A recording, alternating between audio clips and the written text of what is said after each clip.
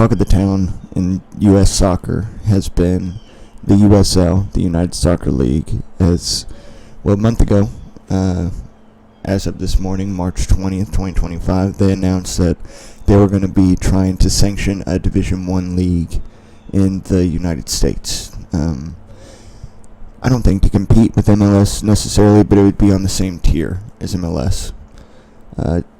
2 days ago, on Tuesday, they announced that they're going to try to, install promotion and relegation into this new league with the Division I at the top, with Championship in the middle, and then League One at the bottom. This closed league system will have promotion and relegation. And I just watched an interview, and Paul McDonough, I think that's how you pronounce his name, said that there were three big things that owners were looking at: the Division I status, promotion relegation, and changing the calendar. Right now, USL works on a calendar that runs from March to November, while the rest of the soccer world, football world, goes from August to May. And to be honest, out of the three big things you want to change, the schedule was the hardest one to even contemplate how you would do that, in my opinion. So I actually kind of was thinking about it. Because how would you do that? Do you not play for half a season and just show up in August and start your new season? Do you only do half a season, cut it off in the summer, and say, hey guys, this is when the transfer window opens? Regular full season starts back up in August. Both of those seem like pretty poor options, and really they don't make sense to me. But I had an idea yesterday. What if you use sporting merit to actually determine what teams are going to be in the Division I, in the Championship, and in League One? And the way you do that is pretty much truncated season, a short season, but you would play teams, and depending on where you finish amongst the teams that you play, put you in whatever league you're going to be in for that first season. Now, with promotion relegation, that's not going to be the league you're in forever, hopefully. The better teams will move up. The teams that just got lucky during the truncated season will move down, and it'll float back and forth. But the way I imagine doing this is each league would have 20 teams. And the USL has already announced a bunch of expansion teams coming before 2027, both in USL Championship and USL League One. And I'm sure with the new Division I status, if that gets sanctioned, I'm sure bigger market cities will want to jump in on that. But even without that, the USL already has 55 planned teams. If you do 20 teams per league, you need 60 teams. So we're 5 teams short of that mark. If we take this idea of 60 teams and break them up into 3 groups of 20 teams. This is not the league you're going to play in. This is just that short season, but 3 groups of 20 teams, break them up by geographic region. So you'd have a West, you'd have a Central, and you'd have an East. And then within your group, you'd play each team once in a round-robin style. And I know it's not going to be fair because... but first of all, the East is stacked, just with the amount of teams in it. So some teams will be playing in the Central group, even though they consider themselves Eastern. Those groups don't matter; they're just to pair it off. And then within your games, you play 19 games in a short season.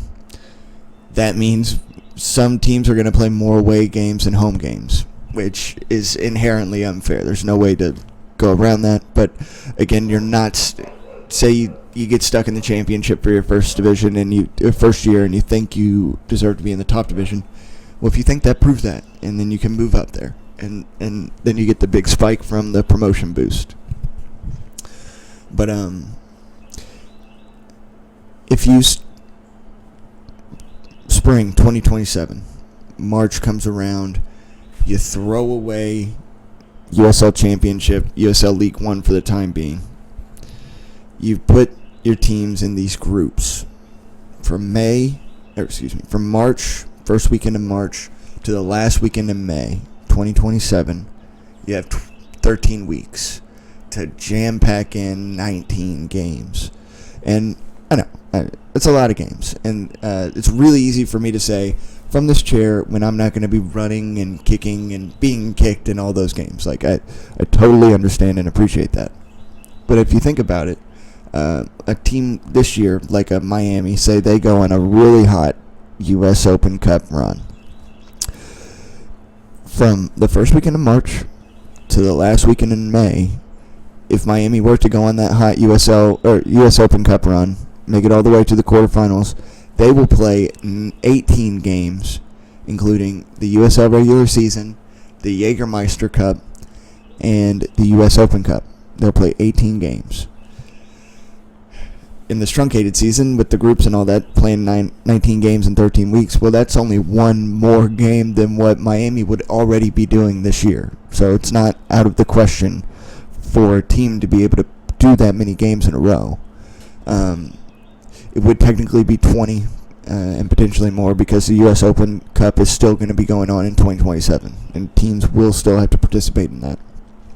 And I'm sure the USL teams will not be participating hard those years because they're trying to get into the top division of the new league, because that's what you're fighting for here. You're literally fighting for your spot on where you're going to be in season 1 of the promotion relegation USL system. I don't know what else you call it, but I think this is a really cool way to do it. You get to move your schedule so you can compete in transfer markets and actually pull in bigger players. And maybe not even the bigger players, but those middle players that have a lot of talent. They just don't get the minutes on the big clubs. You can pull them over to the U.S., get some really good football, really good soccer playing. I don't know. I think it's a good idea. And like I said, this is a way I thought that, you can have that short season that still has a lot at stake. Nobody will be taking a game off in this 19-game short season because every game matters for where you're going to be in the future. So there's a lot at stake. There's a lot of parity here, I think, because you can divide it up with all the future expansion USL championship teams coming out there. You can divide it up pretty evenly. It's not like one group is going to have 18 championship teams and the other group's going to have 2. Like, they'll all be around 11, 12 championship teams. It'll probably be around 6 or so, 6 to 8 League One teams in each group. And then, like I said, there's 5 teams that were short. So bigger markets will have to step in. So, like, just looking at USL 2 leagues that exist, you have teams in Minnesota, you have teams in Seattle, you have a ton of teams in California that is definitely big enough for that market. You have teams in Texas. I mean, there's a lot of Tucson, Arizona, even. Like, I mean, there's markets that are willing to host a professional soccer team. They already host semi-professional soccer teams. So I think we can find those 5 cities pretty easily. But like I said, I just think this is a really cool way to transfer the USL into that August to May schedule that really the rest of the world is on. And it adds a level of excitement to where your team's going to be. So for me personally, I'm a Lou City fan. So obviously I want to be in the Division 1, top tier, whatever, USL Premier, whatever they want to call it. Like, I want my team to be in that league. And I think we should be in it just based on our past performances and that merit we earned there. But I think it's even cooler if we can say, hey, yeah, we deserve to be there in the past because of what we done, but we also deserve to be there because we beat 19 teams that we were playing against that also wanted to be there. I think the sporting merit aspect of this is just it's just tasty. You get good soccer, and I love it. Want more of it.